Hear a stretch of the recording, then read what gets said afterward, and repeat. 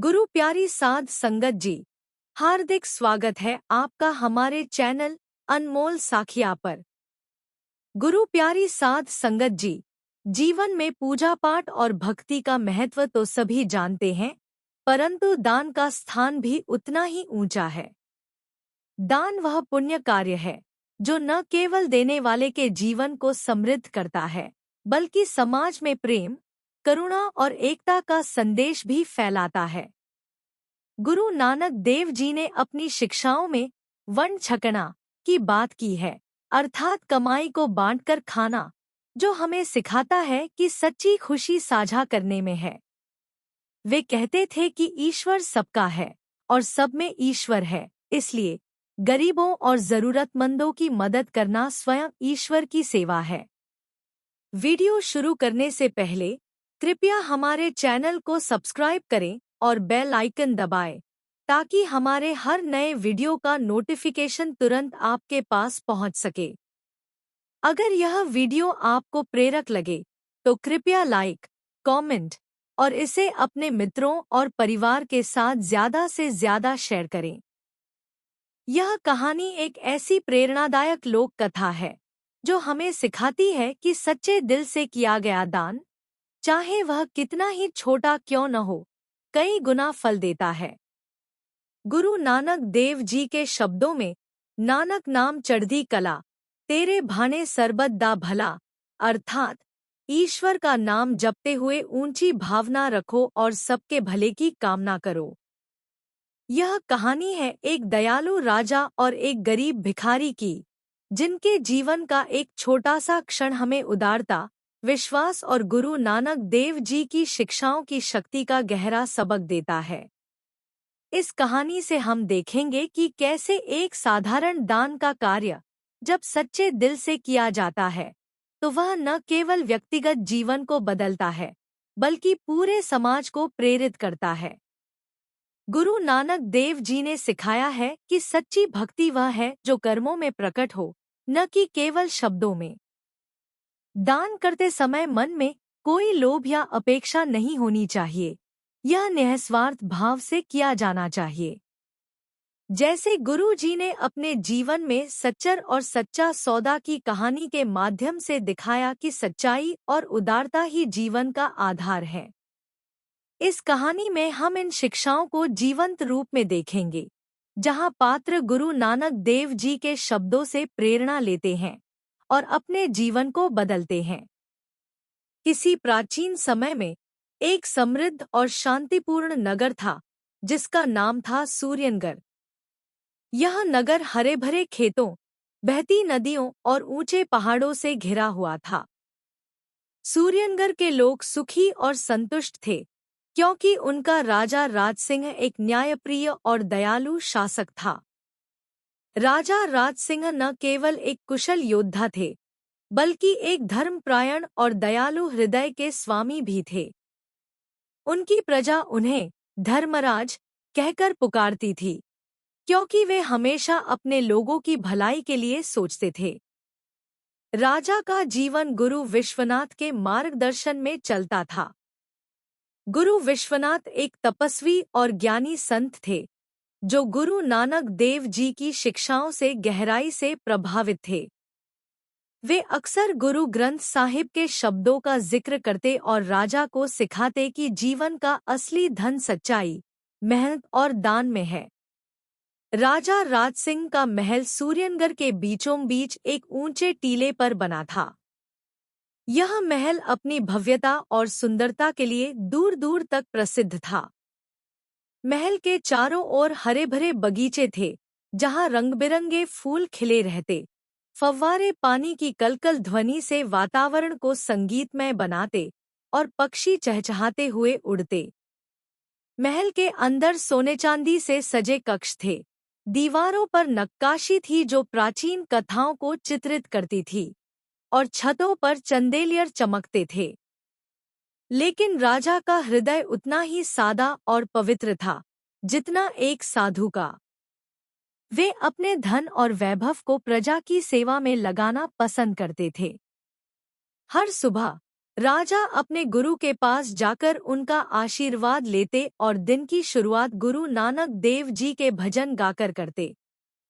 गुरु विश्वनाथ उन्हें बताते कि गुरु नानक देव जी ने कहा है, घाली खाई किछु हथु देई नानक राहु पछाणी सेई, अर्थात जो मेहनत करके कमाता है और उसमें से कुछ दान करता है वही सच्चा मार्ग जानता है। राजा राज सिंह बचपन से ही गुरु नानक देव जी की कहानियों से प्रेरित थे। उन्हें याद था कैसे गुरु जी ने सुल्तानपुर में सच्चा सौदा किया, जहां उन्होंने पिता से मिले पैसे से भूखों को भोजन कराया और कहा कि यह सच्चा व्यापार है। राजा भी अपने राज्य में ऐसे ही कार्य करते। वे गरीबों के लिए अन्न भंडार खोलते, बीमारों के लिए चिकित्सालय बनवाते और शिक्षा के लिए पाठशालाएं स्थापित करते।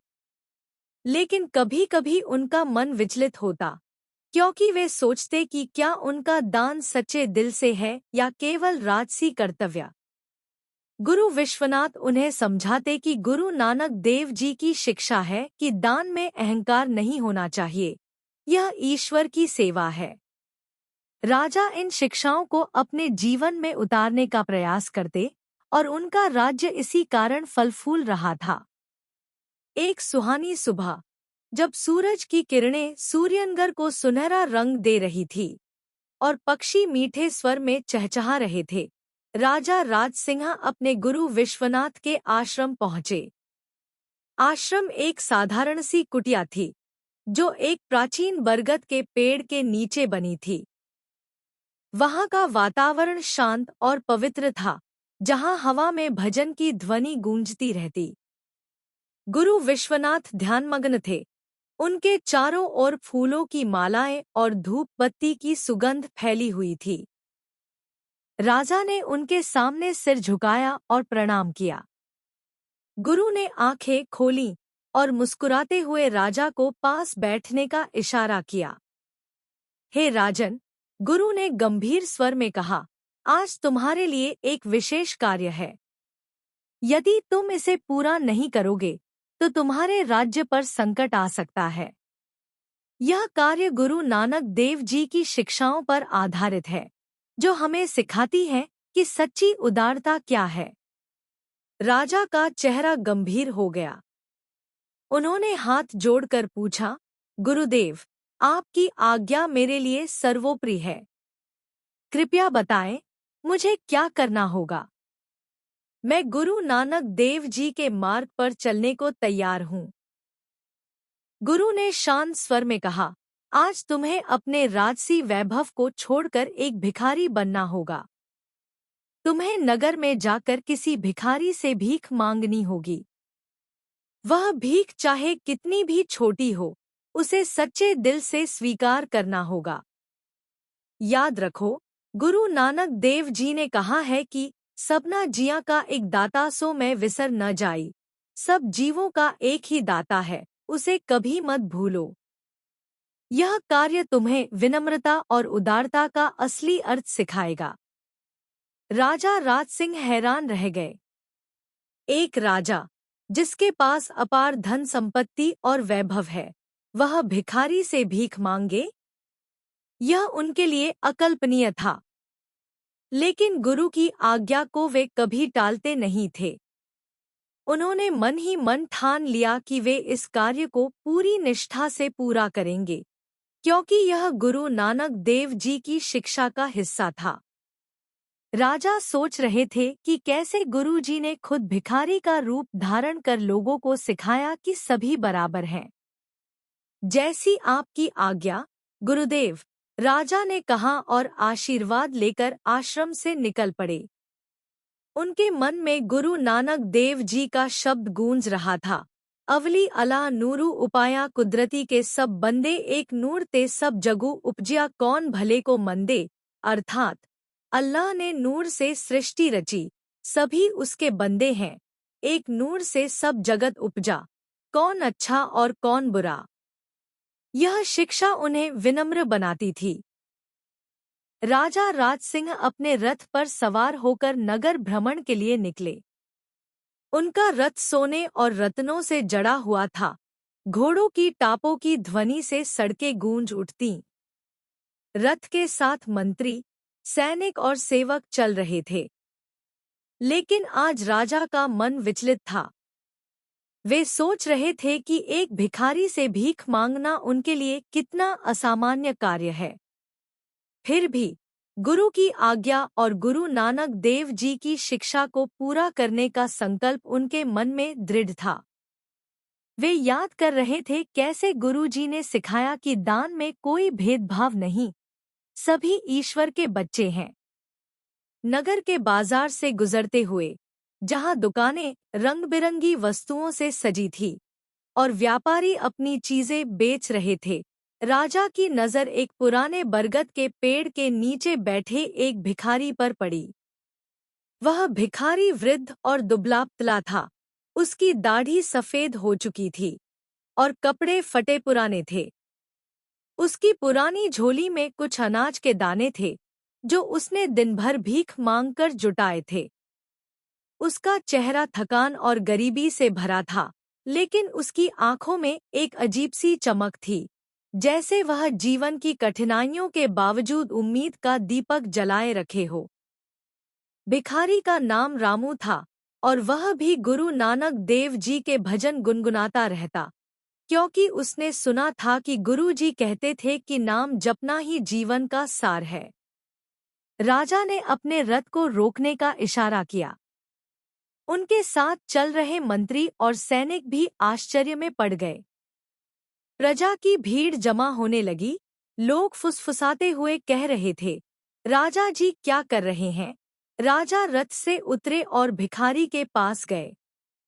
उन्होंने भिखारी के सामने हाथ जोड़े और विनम्र स्वर में कहा, भाई, मेरे गुरु ने आज मुझसे भीख मांगने की आज्ञा दी है। कृपया मुझे अपनी झोली से थोड़ा अनाज दे दो।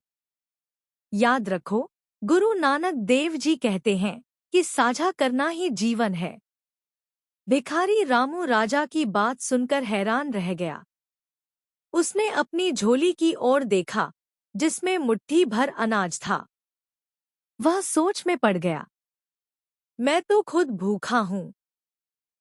दिन भर की भीख से बस इतना अनाज मिला है, जो मेरे और मेरी पत्नी के लिए भी मुश्किल से काफी है। फिर राजा को क्या दूं? उसका मन संदेह से भर गया। उसे डर था कि अगर उसने अनाज दे दिया, तो वह और उसकी पत्नी सरला भूखे रह जाएंगे।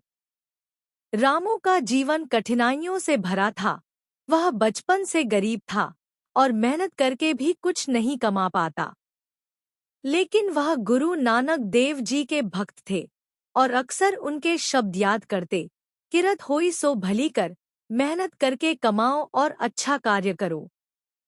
लेकिन फिर रामू ने राजा की आंखों में देखा। उनमें सच्चाई और विनम्रता की झलक थी। रामू का हृदय पिघल गया। उसने सोचा, यह राजा मुझ जैसे गरीब से भीख मांग रहा है। इसमें जरूर कोई गहरी बात है। गुरु नानक देव जी ने सिखाया है कि दान में कोई छोटा बड़ा नहीं, सभी बराबर हैं। उसने अपनी झोली से आधा अनाज निकाला और कांपते हाथों से राजा को दे दिया। उसका दिल कह रहा था कि यह छोटा सा दान शायद उसके जीवन में कुछ बदलाव लाए। रामू ने कहा, राजन, मैं गरीब हूँ, लेकिन गुरु नानक देव जी कहते हैं कि जो बोले सो निहाल, जो ईश्वर का नाम ले वह धन्य है। मैं यह दान सच्चे दिल से देता हूँ। राजा राज सिंह ने अनाज को बड़े आदर से स्वीकार किया और उसे अपने मंत्री को सौंप दिया। मंत्री ने एक छोटी सी पोटली निकाली, जिसमें कुछ वजन था, और उसे भिखारी को दे दिया। राजा ने भिखारी को धन्यवाद दिया और कहा, तुम्हारा दान गुरु नानक देव जी की शिक्षा की तरह पवित्र है। फिर वे अपने रथ पर सवार होकर आगे बढ़ गए। रामू उस पोटली को हाथ में लिए खड़ा रहा, यह समझने की कोशिश में कि यह सब क्या था। उसके मन में गुरु जी का शब्द गूंज रहा था, सच्चा सौदा, सच्चा व्यापार वह है जो दूसरों की भलाई के लिए हो। रामू अपने टूटे-फूटे झोपड़े में लौटा, जहां उसकी पत्नी सरला उसका इंतजार कर रही थी। झोपड़ा एक छोटी सी गली में था, जहां दीवारें मिट्टी की थी और छत पुआल की।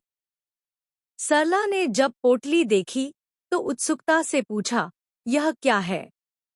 आज भीख में क्या मिला?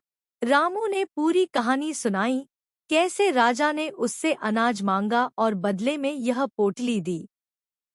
सरला, जो खुद गरीबी से त्रस्त थी, ने जल्दी से पोटली खोली। जैसे ही उसने पोटली का मुंह खोला, उसकी आंखें आश्चर्य से चमक उठीं। पोटली में सोने के सिक्के भरे थे, जो चमक रहे थे जैसे सूरज की किरणें। सिक्कों की चमक से झोपड़ा रोशन हो गया। रामू और सरला एक दूसरे को देखकर अवाक रह गए। इतना धन तो उन्होंने सपने में भी नहीं देखा था।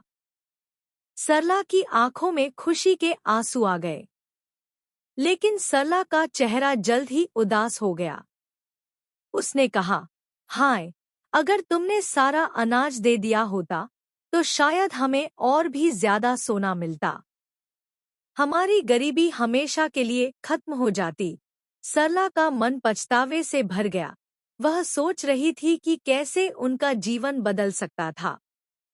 रामू चुप रहा। उसका मन भी पछतावे से भर गया था। लेकिन फिर उसने गहरी सांस ली और सरला से कहा, सरला, जो हुआ उसे भूल जाओ। मैंने जो दिया वह सच्चे दिल से दिया। शायद यह ईश्वर की इच्छा थी कि हमें इतना ही मिले। लेकिन इस घटना ने मुझे एक सबक सिखाया है, दान कभी छोटा नहीं होता। जो हम सच्चे दिल से देते हैं वह हमें कई गुना होकर लौटता है। याद करो गुरु नानक देव जी की शिक्षा, घाल खाए किछु हथु देई, मेहनत करो और दान दो। यह दान हमारी मेहनत का फल है। सरला ने सिर हिलाया और दोनों ने ईश्वर को धन्यवाद दिया।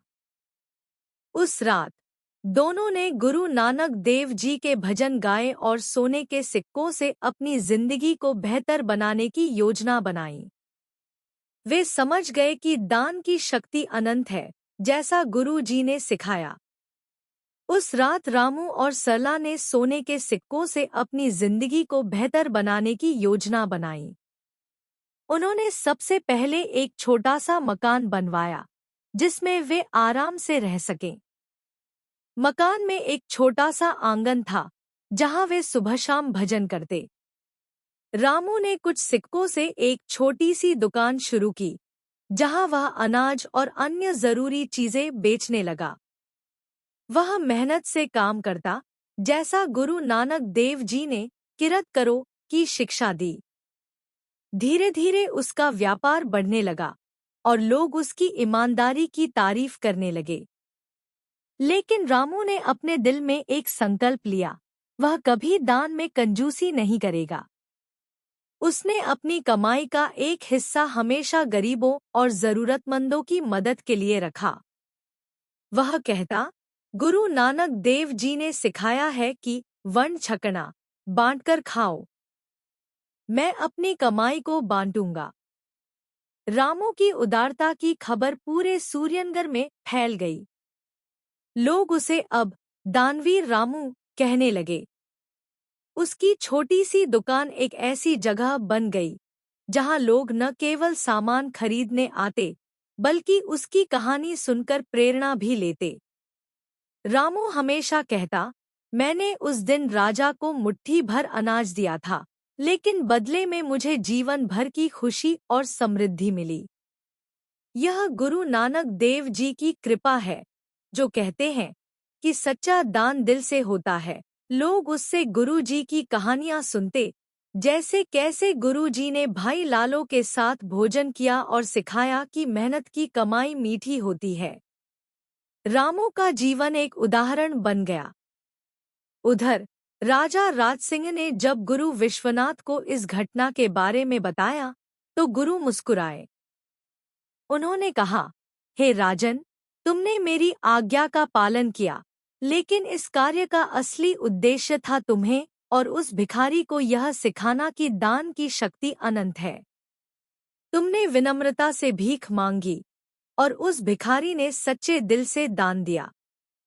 यह दान न केवल उसका जीवन बदलेगा, बल्कि तुम्हारे राज्य में भी सुख शांति लाएगा। याद रखो, गुरु नानक देव जी ने कहा है कि सब सिखन को हुक्म है गुरु मान्यो ग्रंथ, लेकिन असली शिक्षा कर्म में है।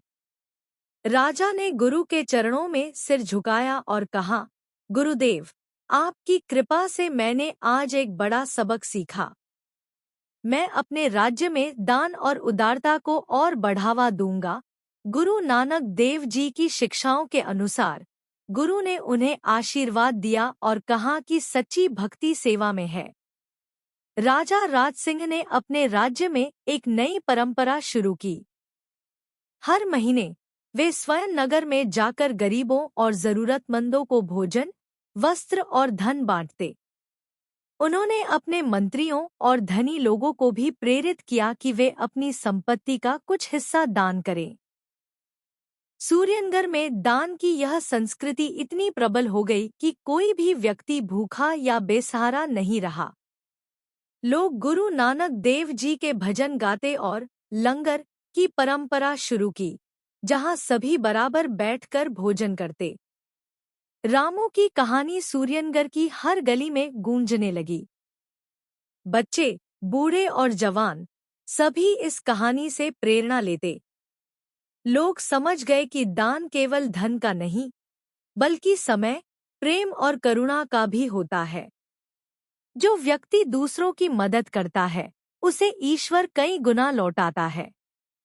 राजा और रामू की मित्रता हो गई और वे साथ मिलकर गुरु नानक देव जी की शिक्षाओं का प्रचार करते। यह कहानी हमें सिखाती है कि सच्चे दिल से किया गया दान, चाहे वह कितना ही छोटा क्यों न हो, हमेशा फल देता है। रामू ने अपनी गरीबी में भी उदारता दिखाई और उसका जीवन बदल गया। राजा राज सिंह ने विनम्रता और गुरु की आज्ञा का पालन किया, जिससे न केवल उनका राज्य समृद्ध हुआ, बल्कि उनकी प्रजा में भी एकता और प्रेम बढ़ा। गुरु नानक देव जी की शिक्षाएं हमें बताती हैं कि जीवन में नाम जपना, किरत करना, वंड छकना, ये 3 सिद्धांत अपनाओ। दोस्तों, जीवन में हमेशा दान करने का अवसर तलाशें। यह जरूरी नहीं कि आप धन दें, आप अपना समय, ज्ञान या एक मुस्कान भी दान कर सकते हैं। जो हम सच्चे दिल से देते हैं, वह हमें कई गुना होकर लौटता है। ईश्वर हमेशा उसका हिसाब रखता है, जो हम दूसरों के लिए करते हैं। गुरु नानक देव जी के शब्दों में, तेरा तुझको सौंप के क्या लागे है मेरा, सब कुछ ईश्वर का है, दान करके हम कुछ खोते नहीं। आइए, हम सब रामू की तरह उदार बने और राजा राज सिंह की तरह विनम्र। दान की यह छोटी सी कहानी हमें जीवन का एक बड़ा सबक देती है। सच्चा दान वही है जो दिल से दिल तक जाता है, और गुरु नानक देव जी की कृपा से हम सभी को यह मार्ग मिले। वाहेगुरु जी का खालसा, वाहेगुरु जी की फतेह। साथ संगत जी, हमारे चैनल अनमोल साखिया प्रेशियस इंस्पायरिंग स्टोरीज पर हम हमेशा यह मानते हैं कि हर साखी केवल एक कहानी नहीं होती। यह गुरु नानक देव जी की गहन शिक्षाओं, जीवन मूल्यों और आत्मिक प्रेरणा का संदेश देती है, जो हमारे मन और हृदय को जागृत करती है। आज की साखी से आपने क्या सीखा? कृपया नीचे कमेंट्स में अपने विचार साझा करें। हमें जानकर बहुत खुशी होगी कि ये कहानियाँ आपके जीवन में सकारात्मक बदलाव और प्रेरणा कैसे ला रही हैं। अगर यह साखी आपको सार्थक, प्रेरक और हृदयस्पर्शी लगी हो, तो कृपया लाइक का बटन दबाएं और इसे अपने परिवार, मित्र और प्रियजनों के साथ अधिक से अधिक साझा करें, ताकि यह प्रेरणा और भी लोगों तक पहुंच सके। और हाँ, ऐसी और प्रेरक, उत्थानकारी और शिक्षाप्रद साखियों के लिए हमारे चैनल अनमोल साखिया चैनल को सब्सक्राइब करें और बेल आइकन दबाना न भूलें ताकि आप हमारे आने वाले हर नए वीडियो से कभी न चुकें। साध संगत जी, याद रखिए, जैसे गुरु नानक देव जी की शिक्षाएं हमें सच्चाई, धैर्य और निस्वार्थ सेवा का मार्ग दिखाती हैं, वैसे ही ये साखियां हमारे मन और हृदय में प्रकाश और प्रेरणा भर देती हैं। तो फिर मिलते हैं अगले वीडियो में नई साखी, नई प्रेरणा और नई आशा के साथ। सत श्री अकाल।